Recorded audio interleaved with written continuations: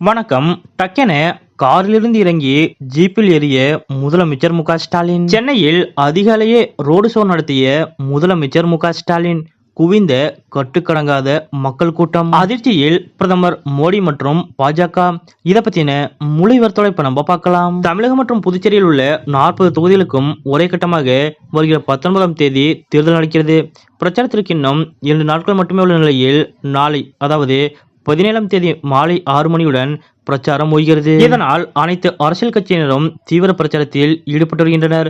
கொளுத்தும் வெயிலையும் பொருட்படுத்தாமல் அனைத்து மாநில அரசியல் கட்சி தலைவர்கள் பிரச்சாரத்தை தீவிரப்படுத்தி வருகிறார்கள். தங்களது கட்சி வேட்பாளர்கள் மற்றும் கூட்டணி கட்சி வேட்பாளர்களை ஆதரித்து தேசிய கட்சி தலைவர்கள், மாநில கட்சி தலைவர்கள் தீவிர வாக்கு சேகரிப்பில் ஈடுபட்டு வருகின்றனர். அந்த வகையில் முதலமைச்சர் மு.க.ஸ்டாலின் அவர்களும் தமிழகம் முழுவதும் தீவிர பிரச்சாரம் மேற்கொண்டு வருகிறார். அதன்படி இன்று காலையே முதலமைச்சர் மு.க.ஸ்டாலின் அவர்கள் சென்னையில் திறந்தவெளி வாகனத்தில் பயணித்து வாக்கு சேகரித்தார். தமிழகம் முழுவதும் சுற்றுப்பயணம் மேற்கொண்ட முதலமைச்சர் மு.க.ஸ்டாலின் அவர்கள் பொதுக்கூட்டங்களில் கலந்து கொண்டு மட்டுமே பிரச்சாரத்தில் ஈடுபட்டார். ஆனால் நாளையுடன் பிரச்சாரம் நிறைவடையக்கூடிய நிலையில் இன்றைய தினம் முதலமைச்சர் மு.க.ஸ்டாலின் அவர்கள் திறந்தவெளி வாகனத்தின் மூலம் வீதி வீதியாக சென்று வாக்கு சேகரித்தார். அந்த வகையில் கொளத்தூர் தொகுதிக்குட்பட்ட 32 தெருக்களிலும், ஜிகேஎம் காலனியில் திறந்தவெளியிலும் முதலமைச்சர் மு.க.ஸ்டாலின் அவர்கள் பிரச்சாரம் செய்தார். அத்துடன் வடசென்னை தொகுதி திமுக வேட்பாளர் கலாநிதி வீராசாமிக்கு ஆதரவாகவும் முதலமைச்சர் மு.க.ஸ்டாலின் அவர்கள் திறந்தவெளியில் பிரச்சாரம் செய்தார். ஏற்கனவே பாஜகவிற்கு ஆதரவாக பிரதமர் மோடி உட்பட மத்திய அமைச்சர்கள் பலரும் தமிழகத்திற்கு வந்து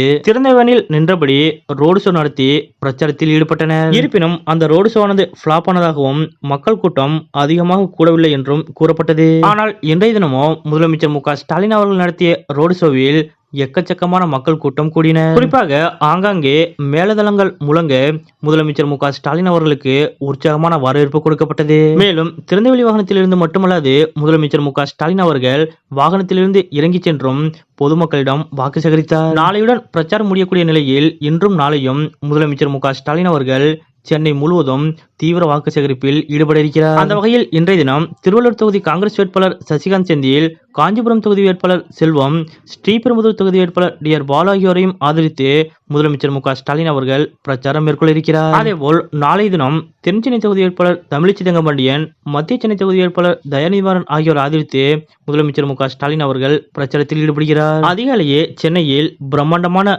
ரோடு ஷோ நடத்தி பாஜக மற்றும் அதிமுகவிற்கு அதிர்ச்சி கொடுத்திருக்கக்கூடிய முதலமைச்சர் மு.க.ஸ்டாலின் அவர்களது இந்த செயல் பற்றிய உங்களுடைய கருத்துக்கள் என்ன அப்படிங்கிறத மறக்காம கமெண்ட்ல குறிப்பிடுங்க.